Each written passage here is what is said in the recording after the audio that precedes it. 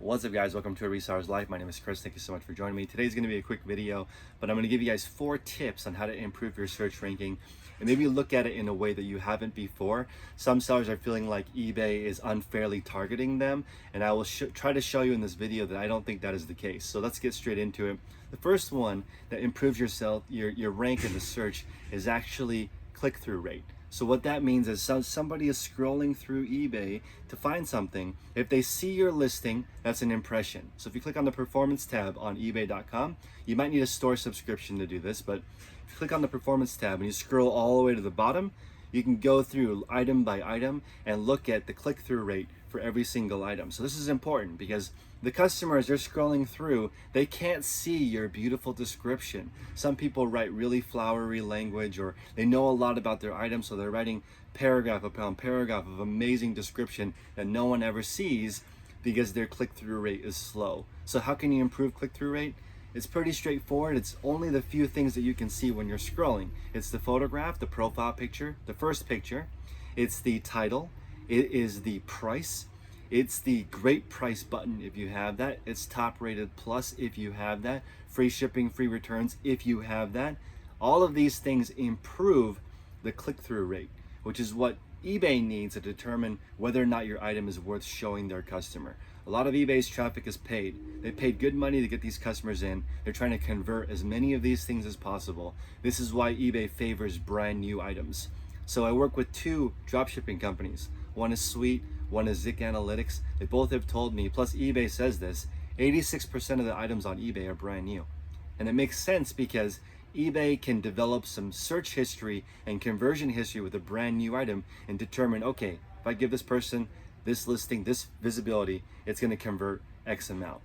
If you're selling pre-owned items or items that are unique or rare or vintage, there's not a lot of data for eBay to go by. So they're less likely to actually show that listing because there's other listings with proven track records that they're showing before yours. So make sure your click-through rate is high. Best title you can, best picture you can, best price you can. If you can offer free shipping and free returns, go for it. You don't have to, but it is going to improve your click-through rate. Next is conversion. Once people get to it and they scroll down and they see your description and they see your other items, are they going to buy from you? This is important. High click-through rate, high conversion rate. Number 3, eBay is going to recommend 2 kinds of listings when you're looking through and scrolling through. From my experience as a shopper on eBay, I think it's really important that you guys spend some time shopping for the items that are in your store. Recently, I've been looking for shoes every single day for at least half an hour to sort of understand what's being shown to me. So from my experience, what's being shown to me is, in the best match, is a shoe that's just been listed.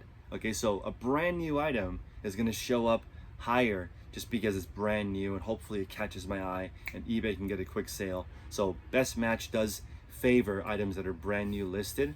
Also, items that are ending soon. So if you're doing an auction, that item's going to pop all the way to the top if it's ending soon to give the buyer an opportunity to get something at a really great deal. Sorry, there's an alarm going off at my storage unit. Okay, so there's the best match that it pops up. Now there's another way to show up in that ranking, and that's actually promoted listings. So you can pay for that placement to show up, but what that does is it's artificial, so it's not necessarily relevant to the customer. Maybe they're not looking for that listing, but it pops up anyway. Just because there's so few listings, the opportunity for them to click on it is pretty good, but the conversion rate's going to be lower. If that makes sense. So that means right when you turn on promoted listings, you're going to get this huge influx of impressions.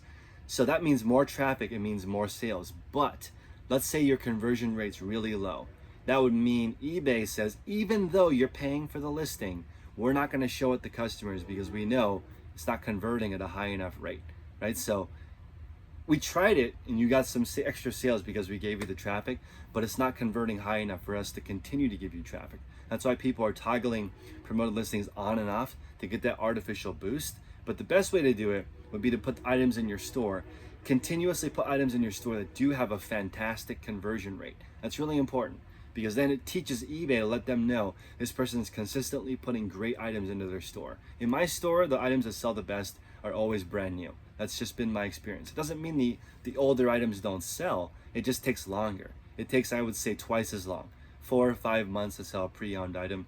one to 3 months to sell a brand new item, as long as it's priced competitively and I have more than one. So number 4, this is the part that I think is going to blow people's minds, and it's really like the difference between it's a difference between a pro seller and just a regular seller, is understanding that eBay is hyper ridiculously competitive. Okay, so what do I mean by that? I mean, just because you have a good click-through rate, a good sell-through rate, you're paying for promoted listings, you're listing things every day, it doesn't guarantee you good sales, because even though you might be killing it, there's something else even better. Okay, so if you were eBay, you would serve that even better listing over your great listing every time, because it's your company. You want to make as much money as possible. So I think everyone needs to take a chill pill, take a step back, think about, put yourself in eBay's mind. eBay's trying to make as much money as possible. I think that everyone watching this channel right now should smash the like button. And if you disagree with this, I think I want what you're on. If you disagree with the fact that eBay's trying to maximize their profit, okay?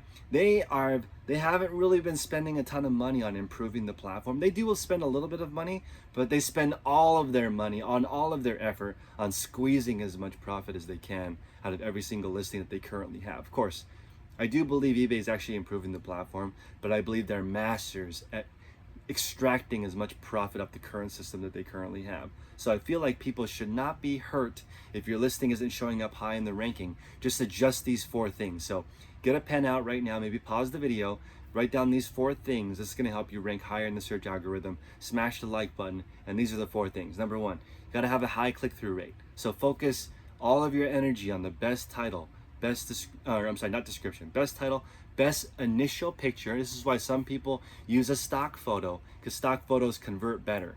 Pictures with white background convert better. This is just the first picture. Okay, you don't need to do all of your pictures as stock photos, but the first one, just do what the math says for high conversion rate. Free shipping, free returns, charge more. This seems really obvious to me. Free shipping and free returns is not free. There's a cost to offering that.